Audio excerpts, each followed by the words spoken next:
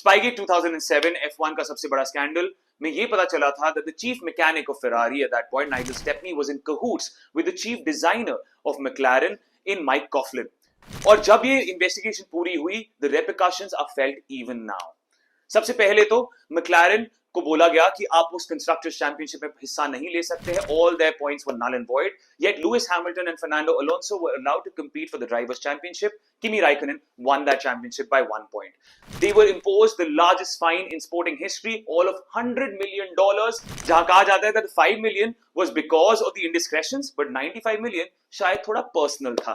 Fernando Alonso's contract for McLaren was ripped up, and in 2008 he rejoined Renault. He had a multi-year deal with McLaren. He rejoined McLaren many years later. The biggest repercussion was perhaps the fact that the mistrust was created between Mercedes and McLaren, because Mercedes had a 40% stake in that team up until then. धीरे-धीरे वो निकलने चले गए. 2009 में they joined hands with Brown GP, and midway through the season they decided to buy the team over. By 2010 you saw Mercedes as a team.